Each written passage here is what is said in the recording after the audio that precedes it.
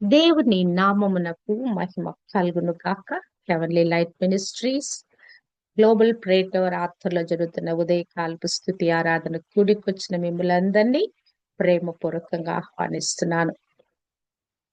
అనుదినము ప్రభుని సేవించే కృప, ప్రభుని స్తుతించి ఆరాధించే కృప దేవాది దేవుడు మన టీంకి అనుగ్రహింప చేసి ఉన్నాడు. హల్లెలూయా.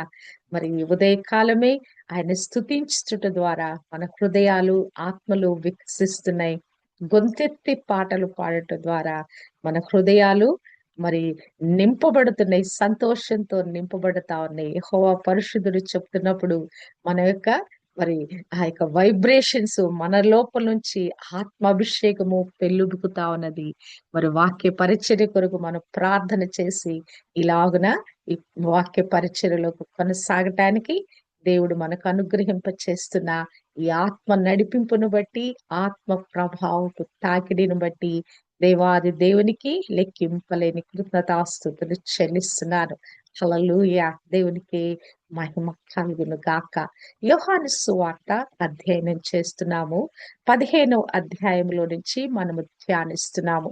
మరి ప్రభువు మరి యొక్క ప్రభు రాత్రి భోజనం అయిపోయిన తర్వాత ఇంకా ఆయన మరి యొక్క గెత్సెమనే తోటకు వెళ్ళక ముందు అనేకమైన నర్మ గర్భితమైన విషయాలు మరి ఇక్కడ మరి శిష్యులతో మాట్లాడుతున్నాడు. దీర్ఘ సంభాషణ చేస్తున్నాడు. ఎందుకంటే ఆయన శిలువ శ్రమలకు అప్పచెప్పబోతున్నాడు. ఆయన ఏమో మామూలుగా వెళ్ళిపోవటల, ఆయన ఒక నేరస్తుడుగా పరిగణించబడి మరి ఆ యొక్క శిలువ మరి ఎక్కబోతున్నాడు. మరి అదెంతో మరి ఘోరమైన కార్యము. మరి ఆయన మరి ఆ విధంగా సిలువలో మరణించబోయే ముందు శిష్యులు బెంబేలు పడకుండా, శిష్యులు మరి చెదిరిపోకుండా, వారు మానసిక నిబ్బరము కోల్పోకుండా ఎలాగున ఈ లోకంలో వారు ధైర్యంగా మరి దేవుని కొరకైన శిష్యులుగా తను మరి వారికి తర్పూదిచ్చాడు. 3.5 సంవత్సరాలు తర్పీదిచ్చాడు. మరి వారిని ఎలాగున మరి తన శిష్యులుగా బలోపేతం చేయాలో ఆ మాటలన్నీ కూడా మరి ప్రభువు వారితో మాట్లాడుతూ, ధైర్యపరుస్తూ, ఓదారుస్తూ, వారిలో నిబ్బరం నింపుతూ మరి అట్టి విధంగా ఆ శిష్యులను బలోపేతం చేస్తున్నాడు. 22వ వచనము నుంచి చూచినట్లయితే, నేను వచ్చి వారికి బోధింపకుండిన ఎడల వారికి పాపము లేకపోవును. ఇప్పుడైతే వారి పాపమునకు మిషలేదు. నన్ను ద్వేషించువాడు నా తండ్రిని కూడా ద్వేషించుచున్నాడు. ఎవడును చేయని క్రియలు నేను వారి మధ్య చేయకుండిన ఎడల వారికి పాపము లేకపోవును. ఇప్పుడైతే వారు నన్నును నా తండ్రిని చూచి ద్వేషించి ఉన్నారు.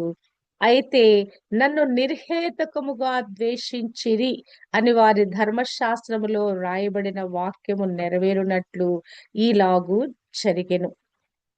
ఇక్కడ మనం చూసినట్లయితే ప్రభు మరి లోకస్తుల గురించి, అక్కడున్న యూదుల గురించి, ఆ యూద సమాజము గురించి, ఆ చుట్టూ ఉన్నటువంటి ఆ సమాజంలో ఉన్న ప్రజల గురించి ప్రభు మాట్లాడుతున్నాడు. నేను వచ్చి వారికి బోధింపకుండిన ఎడల వారికి పాపము లేకపోను. ఈ పాపము గురించి బైబిల్ గ్రంథంలో ఏమి రాయబడిందంటే మరి దేవుని యొక్క చట్టాన్ని ఉల్లంఘించుట. దేవుని యొక్క చట్టం ఏంటి? ఆయన ఒక ఆజ్ఞ ఇచ్చాడు. ఆజ్ఞను అతిక్రమించటమే పాపమని 1 యోహాను 3:4లో రాయబడింది. అంటే అంటే ఏంటి? తిరుగుబాటు చేయటం. దేవునికి చెప్పిన మాట వినక తిరుగుబాటు చేయటం. ఈ స్వభావం ఎవరిది? సాతాను స్వభావము. సాతాను ఏం చేశాడు? పరలోకంలో గర్వంతో వాడు ఏం చేశాడు? దేవుని మీద తిరుగుబాటు చేశాడు. ఏమైపోయింది? కిందకు తోయబడ్డాడు. ఇప్పుడు మానవుడు కూడా అదే పతనమైన స్థితికి వెళ్ళిపోయాడు. ఏదైతే చెప్పబడుతుందో దానిని వినక ఉల్లంఘిస్తున్నాడు. ఇక్కడ మరి దేవునికి వ్యతిరేకంగా చేయబడిన తిరుగుబాటు మరి సాతాను లక్షణం అనేది ఈ యొక్క మానవులు కూడా మరి మరి పుణికి పుచ్చుకున్నారు. ఆదాము అవ్వలు ఆ యొక్క సాతాను ద్వారా వచ్చిన దానిని వారసత్వంగా వారు పొందుకున్నారు. అంటే ఒక ఆలోచనలో నుంచి, ఒక మాట వినుట ద్వారాలో నుంచి వారిలో ఆలోచన రేకెత్తి, ఆలోచన ఏమైపోయిందంటే ఈ బాహ్య ప్రవర్తనలో నుంచి అంతరంగంలోకి వెళ్ళి అది పాపంగా మార్చబడింది. బాహ్యంగా సాతానుడు ఏం చేశాడు? వచ్చి అవ్వమ్మకి ఇది నిజమా అని పలికాడు. మీరు చావనే చావరని చెప్పాడు. మరి వాడు అవిధేయుడయ్యాడు దేవుని మాటకి. ఇక్కడ అవ్వమ్మను కూడా మరి ఆ మాట మాయ మాటల ద్వారా మోసపుచ్చి ఆ పండు తినున్నట్లుగా ప్రోత్సహించాడు. దేవుడు చేయవద్దు అనే పనిని చేయులాగున ప్రోత్సహించాడు. ఇప్పుడు ఏమైపోయారు వాళ్ళు? దేవుని నుండి వేరుపరచబడ్డారు. అంటే దేవుని స్వభావానికి, దేవునికి అనుగుణంగా జీవించవలసిన వారి జీవితాలు విరుద్ధంగా అయిపోయారు. అందును బట్టి దేవునికి మరి మానవునికి మధ్య ఒక పెద్ద అగాధం ఏర్పడినట్లుగా మనము చూడగలము. అంటే తిరుగుబాటు అనేది, అవిధేయత అనేది, మరి ఆ చట్టాన్ని అతిక్రమించుట అనేది ఒక పాపంగా బైబిల్ అభివర్ణిస్తా ఉన్నది. ఇక్కడ ప్రభు చెప్తున్న మాటలు మనము చూచినట్లయితే, నేను మరి చెప్పిన మాటలు, నేను కొన్ని బోధలు మీకు చేసుకుంటూ వచ్చాను. ఈ 3.5 సంవత్సరాలలో నేను అనేకమైన బోధలు చేశాను కదా! ఎన్ని అద్భుతమైన మాటలు ప్రభు పలికాడండి కదా! ఎన్ని ఉపమానాలు చెప్పాడు వాళ్ళకి. ఎన్ని మరి ఆ యొక్క వారి యొక్క ఆ గ్రంథంలో రాయబడిన మాటలు తీసి వాటన్నిటిని వివరించి వారికి బోధించాడు. ఒక్క నిమిషం అండి, నా గొంతేది.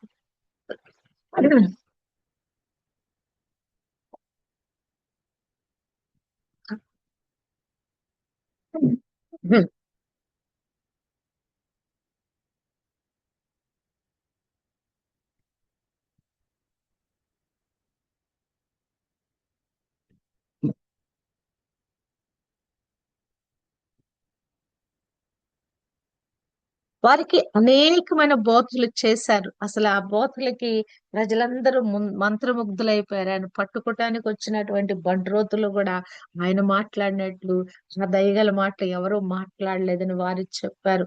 ఆ ప్రభువు మాటలకి ఇప్పుడున్నటువంటి శాస్త్రులు, పండితులు కూడా విస్మయులైపోయారు. రకరకాల ప్రశ్నలు వేశారు.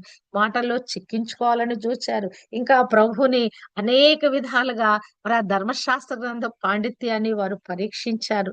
రకరకాలుగా మరి వారు మాట్లాడారు. ప్రభు కూడా వారిని మించిన, వారి నోరు మూయించేంతగా ఆ ధర్మశాస్త్ర గ్రంథంలో రాయబడిన విషయాలు ఉటంకిస్తూ వారితో అనేక విషయాలు వారితో మాట్లాడాడు. నేను వారికి బోధింపకుండిన ఎడల వారికి పాపము లేకపోవును.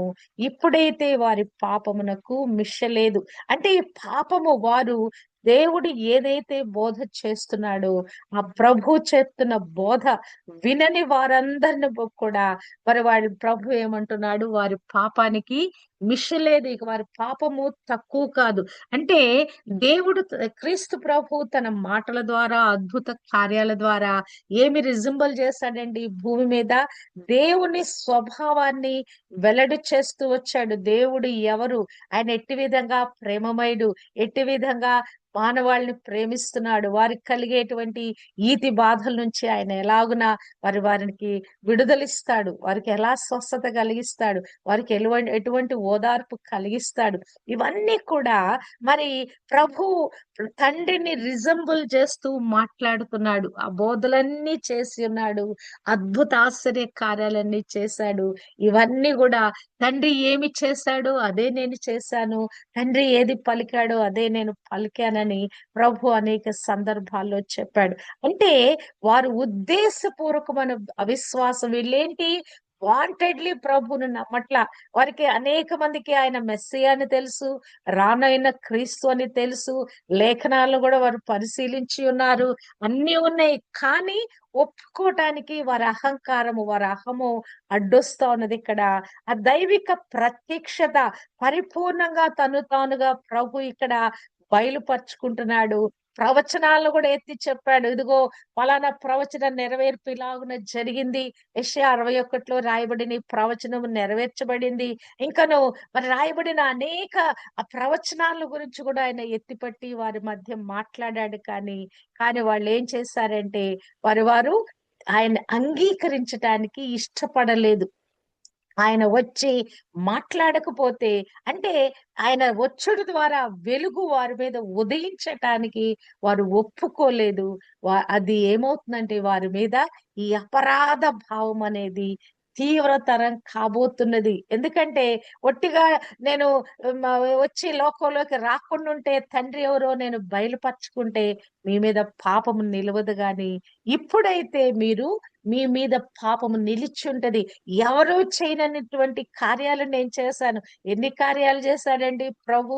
లెక్కింపలేనన్ని అద్భుతాలు, లెక్కింపలేనన్ని స్వస్థతలు. అవునా కాదా?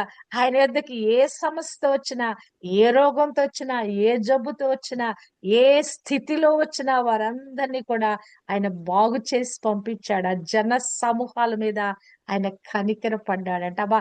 ఎన్ని వందల, వేలు, లక్షల మంది ప్రభు ద్వారా స్వస్థపరచబడ్డారు. కానీ ఎంతమంది మరి తిరిగి వచ్చి ప్రభువుని అనుసరించే వారు ఉన్నారు. ఒక్క స్ట్రెచ్‌లో 10 మంది కుష్ఠరోగులొస్తే 10 మంది కుష్ఠరోగులు బాగైపోయారు. అవునా కదా?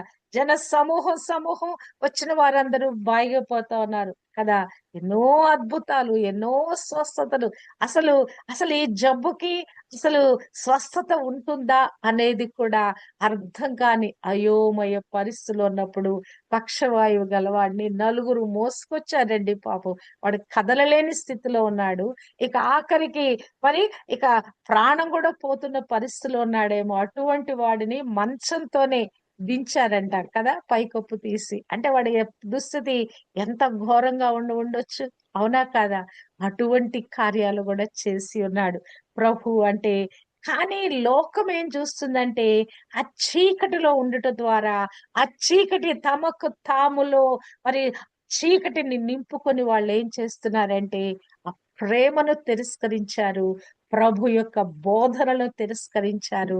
అంతేకాదు వారి పాపము వారి మీద మోపుకుంటున్నారు. తర్వాత రోజుల్లో వాళ్ళు అదే చెప్తారు గదా! ఈ పాపము మా మీద, మా పిల్లల మీద ఉండును గాక. అంటే మేము పాపులమే. ఈ పాపంలోంచి బయటికి రావటానికి మాకిష్టం లేదు. అవునా కదా? లోకమంతా అలానే ఉంది. క్రీస్తు ప్రభువు గురించి, ప్రేమ గురించి చెప్తా ఉంటే ఎవరికీ అర్థం కావట్లేదు. ఎలాగున కదా! మరి ప్రేమ సువార్త ప్రకటించే వారిని ఎలాగున చంపాలా? ఎలాగున వారిని జైళ్ళలో పెట్టి హింసించాలా? ఇదే చూస్తా ఉంది లోకము. అదే ప్రభువు మరి రాయబడిన మాటలు ధర్మశాస్త్ర గ్రంథంలో నన్నును తండ్రిని కూడా వారు ద్వేషించారని ఇంతకు ముందే రాయబడి నిర్హేతుకముగా నాకు శత్రులైన వారిని నన్ను ద్వేషించు వారిని సంతోషింపనీయకుము. నిర్నిమిత్తముగా నన్ను ద్వేషించువారు నిర్హేతుకముగా నాకు శత్రువులు. ఇక్కడ ఏమైనా కారణం ఉందా అండి? ఏదైనా హేతు ఉందా ప్రభుని ద్వేషించటానికి? ఆయన మంచి కార్యాలు చేస్తున్నాడు. అందరికి ఉపయోగపడే మరి కార్యాలు చేస్తున్నాడు. మరి అందరినీ ప్రేమిస్తా ఉన్నాడు ఆయన. కీర్తనలు 35:19 రాయబడిన మాట, 69:4 రాయబడిన మాట, నిర్నిమిత్తముగా నా మీద పగబట్టువారు నా తల వెంట్రుకల కంటే విస్తారముగా ఉన్నారు. అబద్ధమును బట్టి నాకు శత్రువులై నన్ను సంహరింపగోరువారు అనేకులు కదా! అబద్ధమయ జనకుడైన సాతాను వశపరచబడిన వారే ఎంతమంది ఉన్నారంట? నా తల వెంట్రుకల కంటే విస్తారమున అంతమంది ప్రభుకి వ్యతిరేకంగా లేస్తున్నారు. అసలు ఆయన వచ్చిన కారణం ఏంటి? మానవాళి అందరి రక్షణ కొరకొచ్చాడు. ప్రత్యేకంగా యూదులైన వారి రక్షణ కొరకొచ్చాడు ప్రభు.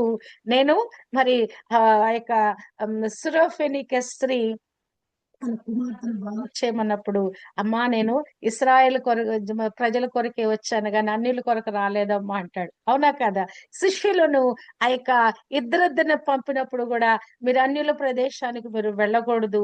యూదుల దగ్గరికే వెళ్లి మీరు స్వస్థతలు చేయాలని ఖచ్చితమైన ఆజ్ఞ ఇస్తాడు. అంటే అసలు ప్రభు వచ్చిన కారణం ఏంటి? యూదుల్లో నుంచే రక్షణ వచ్చింది. యూదుల కొరకు మొట్టమొదటగా ఆ రక్షణ కార్యము కలగాలన్నది దేవుని యొక్క అభిలాష. అందును బట్టి ఆ యూదుల్లో నుంచే రక్షకుడుగా మరి నరావతారిగా ఈ భూమి మీద ఆయన అవతరించాడు. వారి పాపముల నుంచి మొట్టమొదటిగా మరి వారికి విడుదల, విమోచన అనుగ్రహింప చేయాలని దేవుని యొక్క అభీష్టమైనది. మరి వారి కొరకు ఆయన దిగి వచ్చాడు. కానీ వారే ఎలా అయిపోయారంట? మరి ప్రభు తల వెంట్రుకల కంటే విస్తారమైన ప్రజలు ఆయనని మరి మరి చంపటానికి ప్రయత్నిస్తున్నారంట. అంటే ప్రభు చేసిన కార్యం ఒక్కటేంటంటే వారి అంతరంగాలతో సూటిగా మాట్లాడాడు. అంటే లోపల లోపభూయిష్టమైన హృదయముతో, ఆత్మతో, ఆ మనస్సాక్షిలో నుంచి వారు బాగు చేయబడాలని మరి ఆయన వారితో మాట్లాడాడు. అంటే ఒక సత్యం వారు గ్రహించాలని, మరి దేవునికి తిరుగుబాటు చేసే అపరాధములోంచి వారు బయటికి రావాలని, వారిని అంతరంగములో నుంచి బాగు చేయాలని మరి ప్రభు యొక్క ఉద్దేశం అనేది. అంటే వీళ్ళు ఏమైపోయారంటే ఈ యొక్క ఈ పాపం అనే దానిలో వారు మరి ఆ యొక్క వేషధారణ అనే దానిలో మునిగి తేలుతున్నారు. పైకేమో భక్తి నటిస్తున్నారు, లోపలేమో అంతరంగం అంతా దోపుతోనూ అజితేంద్రియంతోనూ నిండినట్లుగా ప్రభు అనేకమైన సార్లు అంటాడు, మీరు బయట గిన్నెలు తోముతున్నారు, లోపల మురికి అంతే ఉంది, లోపలంతా జితేంద్రియత్వంతో ఉంది, మరి యొక్క సమాధుల లోపల ఉన్న ఎండిపోయిన ఎముకలాగున్నారు మీరు. ఆ లోపల నుంచి మీరు శుభ్రం చేసుకోవటం లేదు, పైకి మాత్రమే దేవుడు దేవుడు అంటున్నారు. ఆ లోపల పరిస్థితి సరిలేదు, మీ అంతరంగ స్వభావ పరిస్థితి సరిలేదు, మీ మనస్సాక్షి సరిలేదు, దేవునికి అనుకూలమైన పరిస్థితి లేదు, మీరు నరకానికి అగ్నికి వెళతారు, మిమ్మల్ని దాని నుంచి విమోచించడానికే నేను వచ్చి ఉన్నాను. అపవాది మరి యొక్క స్వభావాన్ని మీరు ఎందుకు ధరించుకుంటున్నారు? అపవాది వాడు మొదటి నుంచి తిరుగుబాటు చేయొచ్చు వాడున్నాడు. వాడు ఆది నుంచి అబద్ధకుడుగా, అబద్ధానికి జనకుడుగా ఉన్నాడు.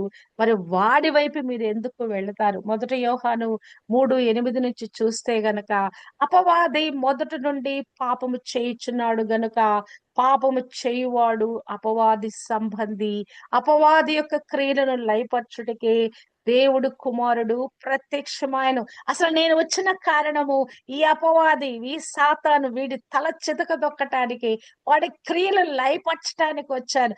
మీరు వాడి వశములో నుంచి దేవుని వశపరచబడాలని, ఆ నిత్య నరకాగ్ని నుంచి తప్పించబడాలని నేను వచ్చాను గాని, తండ్రిని నన్ను నిర్హేతుకంగా మీరు ద్వేషిస్తా ఉన్నారు కదా.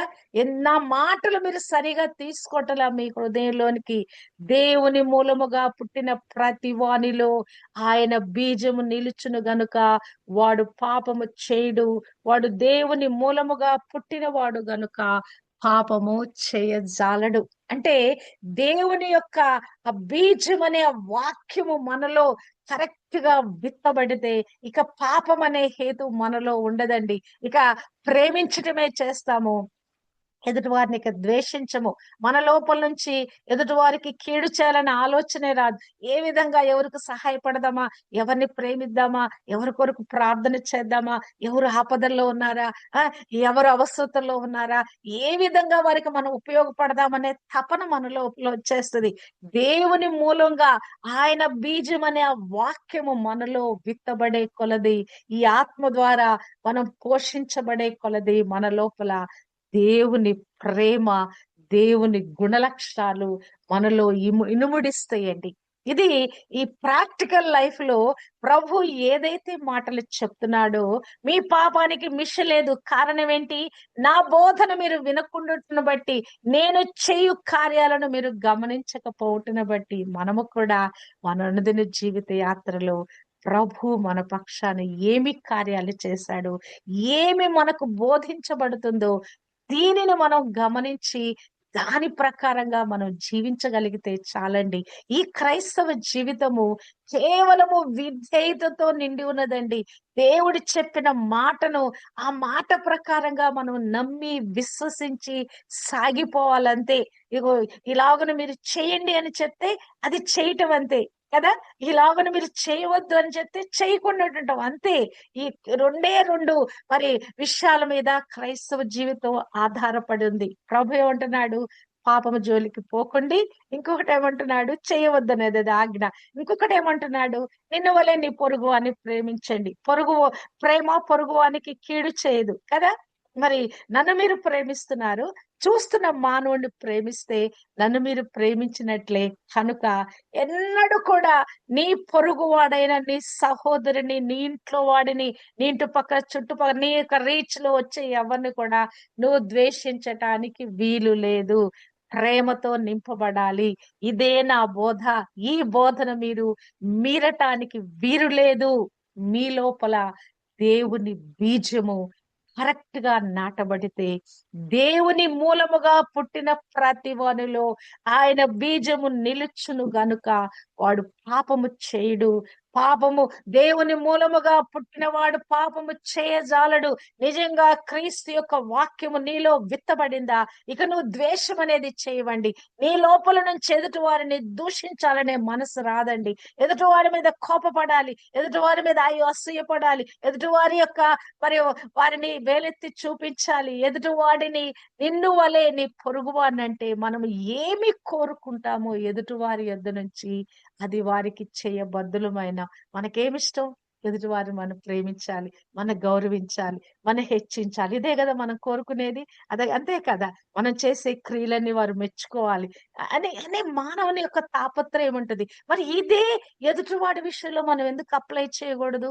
కదా! మరి క్రైస్తవులు మరి జీవితం అంటే ఏంటి? ఇది అప్లికేషను. చెప్పబడిన మాటలని అనుదిన జీవితంలో వాటిని మనం అప్లై చేయటం. కదా!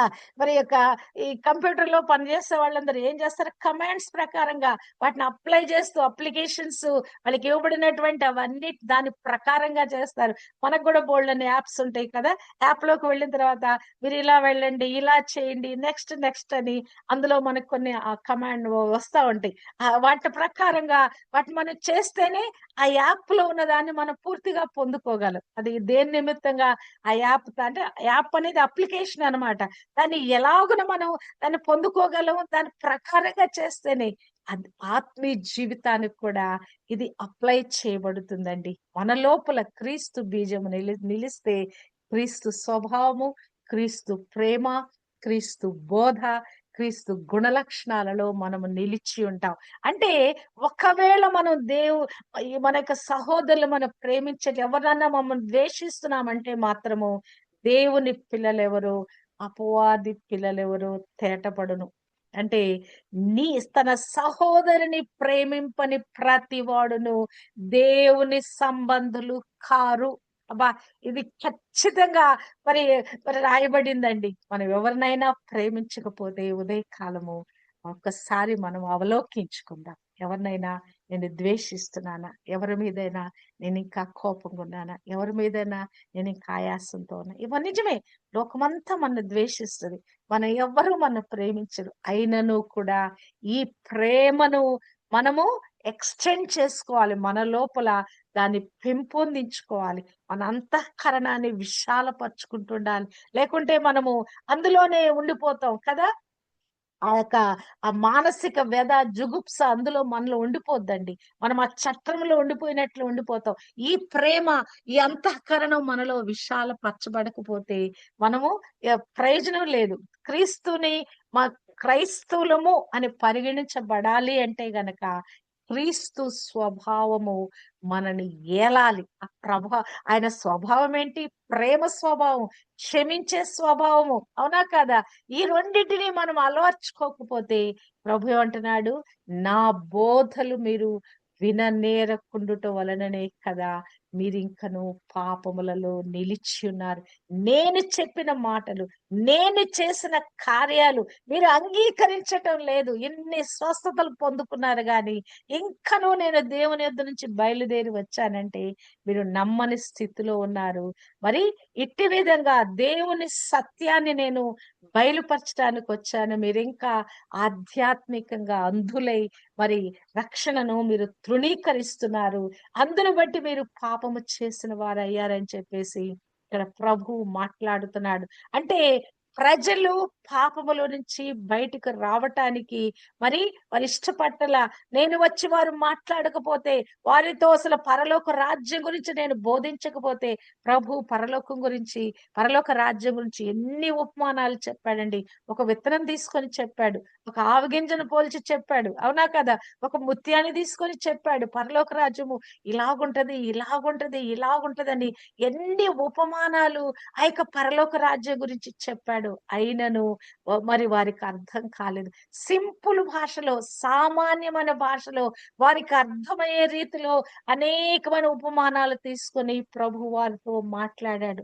ఎలాగున మీరు రక్షింపబడాలి, ఎలాగున నిత్య రాజ్యానికి వెళ్ళాలని ప్రభు పరలోక రాజ్యము, పరలోక రాజ్యము, పరలోక రాజ్యం అని ఎన్ని విధాలుగా వారికి బోధలు చేశాడో కానీ వారు వాటిని హృదయంలోకి తీసుకొనల. ఆ బోధలను విననేరకుండుట వలననే కదా దేవుడు మనకి అనేకమైన మాటలు మరి మాట్లాడుతున్నాడు మనతో, మనకి బోధిస్తున్నాడు. మనము వీటిని విననేరకుండా ఉంటే మనం కూడా మరి యూదుల వలె నశించే స్థితికి వెళ్ళిపోతాం కదా. 2025 సంవత్సరాల నుంచి అదే ముసుగులో మరి బతుకుతా ఉన్నారు. కానీ కొద్దిమంది దైవజనులకి దేవుడు కృపిచ్చాడండి. యూదుల్లో నుంచి వారు రక్షింపబడటానికి అసలు మైటీ మ్యాన్స్ గా ఉన్నారు. ఒక హ్మ్. డెరెక్ ప్రిన్స్ గాని గొప్ప దైవజనుడు ఆయన. మరొక ఆయన మోరిస్ సెర్రలో ఆయన కూడా జూ. కదా! జ్యూస్ లో నుంచి ఆ సత్యము గ్రహించి బయటకొచ్చిన వాళ్ళు పౌలు వలె కనులైన వారుగా ఉన్నారు. పౌలు ఎలాగున మరి మరి ఆ యొక్క సత్యము గ్రహించిన తర్వాత తనలో ఉన్న అవివేకం అంతా మరి అంతా కూడా మరి ఆ గ్రహింపుకొచ్చిన తర్వాత ఎక్కడ తప్పిపోయాడో అది గ్రహింపుకొచ్చిన తర్వాత తిరిగి క్రీస్తుకు బానిస అయిపోయాడు. క్రీస్తుకు దాసుడైపోయాడు. అవునా కదా? ఈ క్రీస్తు కొరికే జీవించాడు. అంటే ఒక్కసారి ఆ సత్యము అర్థమైతే అందులో మనము అంటు కట్టబడాలి. అవునా కాదా? మరి మనమెందుకు ఇన్ని బోధలు చేస్తున్నా ఇంకా మన స్వభావాన్ని, మన ప్రవర్తనను, మన యొక్క జీవిత విధానాన్ని మనము ఎందుకు మార్చుకోవటం లేదు? ఇక్కడ ఈ మాటలు ఎవరితో చెప్తున్నాడు? మరి అక్కడ ఉన్నటువంటి శిష్యులతో చెప్తున్నాడు. ఈ యొక్క విషయము మరి పేతురు తన జీవిత అనుభవంలో నుంచి మరి పేతురు మాట్లాడతాడు. మొదటి పేతురు 4 అధ్యాయము 12 నుంచి మనము చూస్తే గనక ప్రియులారా మిమ్మును మరి శోధించటానికి మహాశ్రమలు మీకు కలుగుతాయి. దాన్ని బట్టి మీరు మరి ఆశ్చర్యపడకండి. అది వింతగా భావించకండి. క్రీస్తు మహిమ బయలుపరచబడినప్పుడు మీరు మహానందముతో సంతోషించాలి. క్రీస్తు శ్రమలలో మీరు కూడా పాలువారైనంతగా మీరు సంతోషించండి. 14, 15లో అంటాడు. క్రీస్తు నామము నిమిత్తము మీరు నింద పాలైన ఎడల మహిమా స్వరూపైన ఆత్మ అనగా దేవుని ఆత్మ మీ మీద నిలుచుచున్నాడు గనక మీరు ధన్యులు. హల్లెలూయా. ఈ లోకంలో మన ఎవరైనా హింసిస్తున్నారా? మన వేలెత్తి చూపుతున్నారా? మన దూషిస్తున్నారా? మన బాధ పెడుతున్నారా? అంటే ఏంటి? మనం ఏం చేయబడుతున్నామంట? దేవుని ఆత్మ మన మీద నిలిచి మనము ధన్యులుగా పరిగణింపబడుతున్నారంటే ఎవరు నిలిచున్నారు మన మీద? మహిమా స్వరూపైన ఆత్మ మన మీద నిలబడుతున్నదంట. ఈ లోకంలో అనేక విధాలుగా మరి మనుషులు మరి నిందల పాలవుతారు. వాళ్ళు చేసిన ప్రవర్తన బట్టి.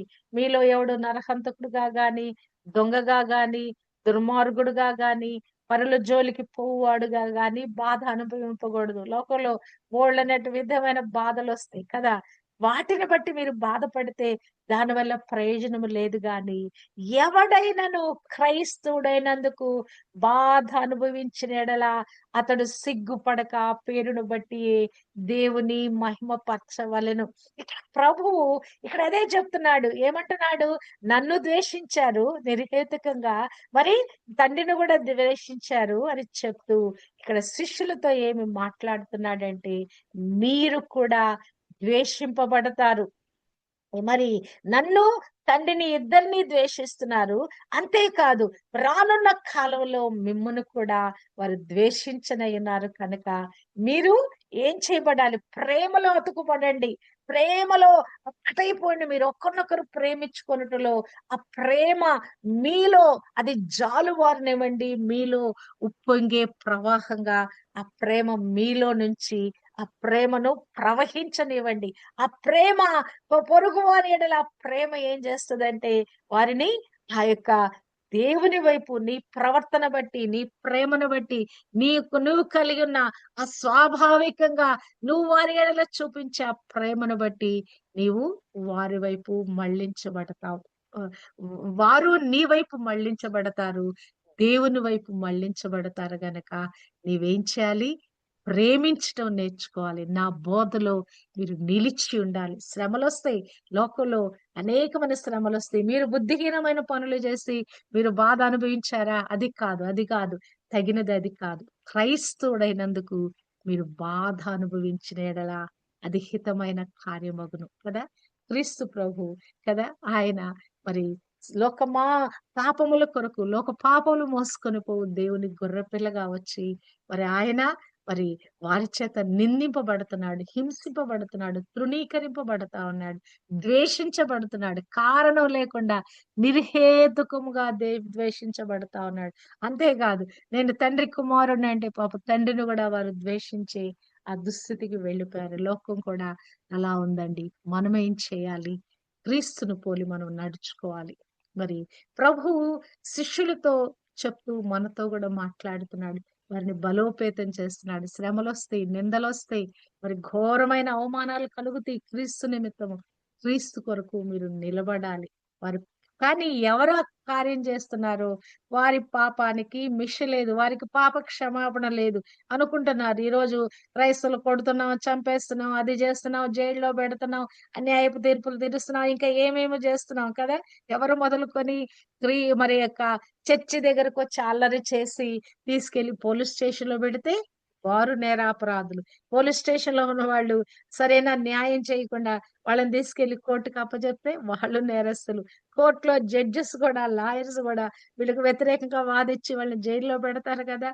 వాళ్ళు నేర నే నే నే నేరస్తులే. ఆ తర్వాత జైల్లోకెళ్ళిన తర్వాత కూడా అక్కడ కూడా బాధించేవారున్నారా?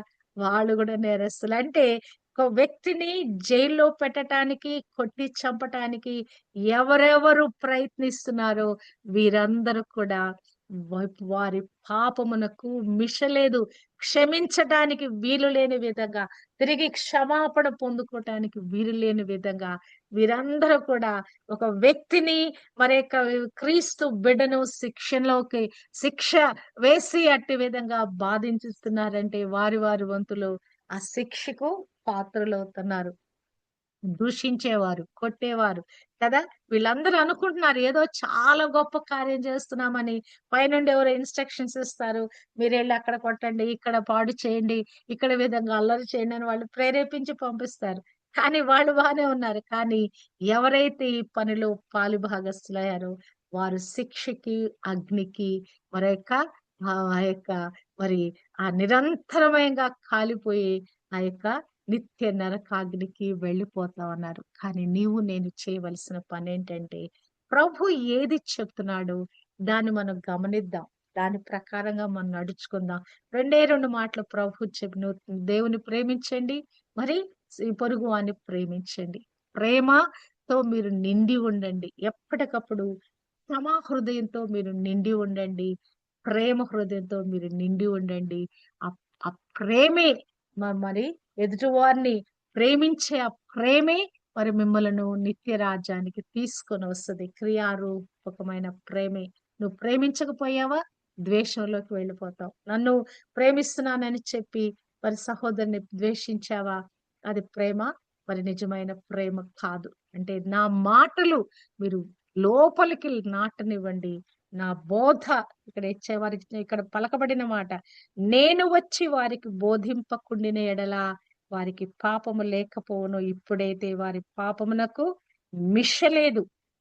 అంటే దేవుడు మనకు అనేకమైన బోధలు చేస్తా ఉన్నాడు. ఈ బోధలు మనం తీసుకోకపోతే, ఈ బోధ ప్రకారంగా మనము జీవించకపోతే మరి ఇక మన పాపానికి మిష లేదు. ఇక పాపానికి అంతు లేదనమాట. అంటే ఏమైపోతాం? పాపులందరూ గూడా ఏమైపోతారు? ఆజ్ఞాతిక్రమమే పాపం. అవిధేయతే పాపం. లోబడనదే పాపం. తిరుగుబాటు చేయటే పాపం. ఈ పాపం ఏం చేస్తుంది? నిత్య నరకాగ్నికి తీసుకొని వెళ్తది. కాబట్టి సింపుల్ దేవుడు మనకి చాలా సులువైన విధంగా చెప్పాడు. నన్ను ప్రేమించు, నిన్ను వలె నీ పొరుగువాని ప్రేమించు. ప్రేమ ఈ ప్రేమలో మనం వేరుపారుదాం. ఈ ప్రేమించడం ద్వారా దేవుడు మనతో చెప్పిన మాటలు మనలో స్థిరపరచబడినట్లుగా వారికి బోధించిన ఎడల, ఆ బోధ వారు నమ్మిన ఎడల వారికి క్షేమము, మేలు, ఆశీర్వాదము. ఈ బోధలో మనం నిలిచి ఉందాం. ప్రభు మనతో ఏమి బోధిస్తున్నాడో, లోకము మనల్ని ద్వేషించినా కూడా క్రైస్తవుడైనందుకు మనం ద్వేషించబడాలి. అంతేగాని మన ప్రవర్తన బట్టి గాదు, మన బుద్ధిహీనతను బట్టి గాదు, మనలో ఉన్న అవలక్షణాలను బట్టి గాదు మనం ద్వేషించబడాల్సింది. దేవుని యొక్క ప్రేమతో మనం జాలువారినప్పుడు, అందును బట్టి క్రైస్తవులుగా, క్రీస్తును పోలి నడిచేవారుగా, క్రీస్తు స్వభావాన్ని ధరించిన వారిగా, క్రీస్తును రిఫ్లెక్ట్ చేసిన వారుగా మనం ద్వేషించబడాలి గాని, మన సొంత ప్రవర్తన, మనలో ఉన్న సొంత అవలక్షణాలను బట్టి మనం ద్వేషించబడటం వల్ల అది మనకే అది హితం గాని దేవునికి హితమైన కార్యం కాదు. కనుక ప్రభుని ద్వేషించారు, తండ్రిని ద్వేషించారు, శిష్యుని ద్వేషించారు, క్రైస్తవులని తరతరాల నుంచి ద్వేషిస్తున్నారు. క్రైస్తవులైనందుకు నిన్ను నన్ను ద్వేషించడం గొప్ప సంగతి కాదు.